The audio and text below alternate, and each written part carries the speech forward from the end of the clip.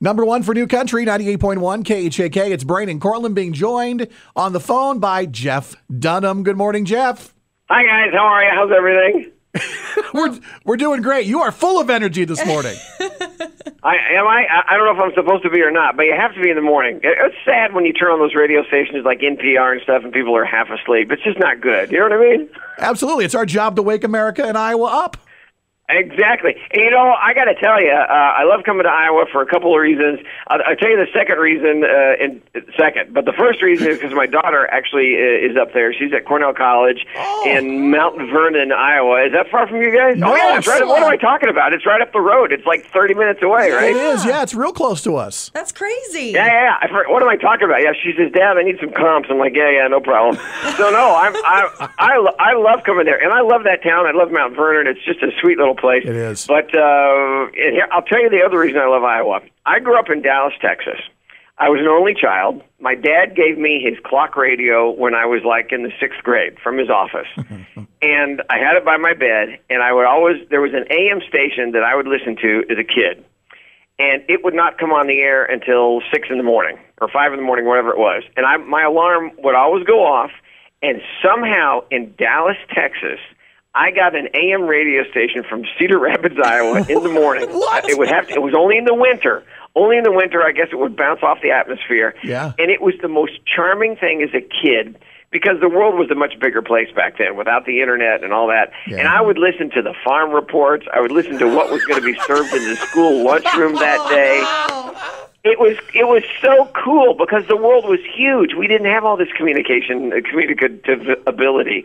And it was like my special little periscope peeking in on somebody else's lives. And it was just, they talked about the snow, and we didn't have any of that down in Dallas. Yeah. So I loved that. So I fell in love with Iowa without having ever been there or talked to anybody from it. Little did you know the crazy, wonderful, exotic place Iowa would be, right? You know what? And my daughter, she grew up in Los Angeles. She chose to go to Iowa, so there's just a charm there. We have a lot of fun when we visit, so I love it. Well, Jeff Dunham coming back to Iowa, a state he loves, as his tour visits the U.S. Cellular Center coming up on January 10th. Jeff, you're a busy guy, a lot going on, including a new Netflix special, which hit the internet and Netflix on the 12th. What's the reaction to that been like? It's very good, by the way. We both watched it. Thank you. No, we're having a lot of fun with that. It's, Netflix is gobbling up all the comedy, which is great. And I think it's the perfect place for stand-up because you can click through everybody and just pick whatever you want. They have so many specials on there now, and it's just easy and fun and great. But they came to us and they said, you want to do a special? I said, sure. And we said, we're thinking of doing an international special. I've done 7 of them on Comedy Central in the U.S. and 1 on NBC. And they said, yeah, we don't have a stand-up special international. So I think I'm the first American comic on Netflix to do something outside the U.S. Wow. So we picked Ireland for a couple of reasons.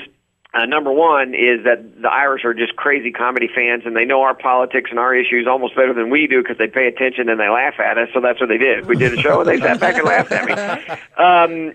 But the other reason is because my life has done a little bit of a turn. My daughters are my youngest daughter's in college now. The other 2 have graduated, and now Audrey and I got married 5 years ago. And we have twin boys that are now almost 2. So life started over again, and I'm the older dad. There's a lot to joke about there, and people can identify with the blended families. A lot of fun stuff there.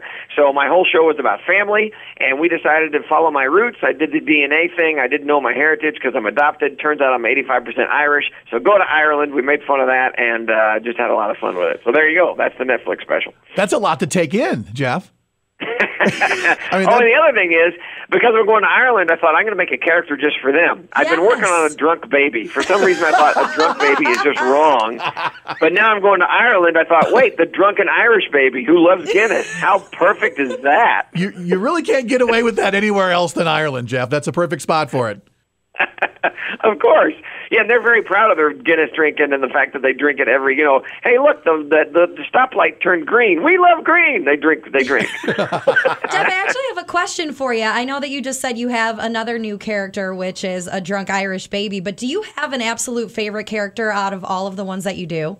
Well, it's interesting because every single one of them has a good reason for being in the show. And Walter, was Carson's favorite.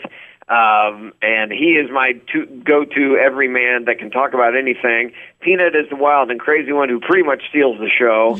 Ahmed did the international thing for me. And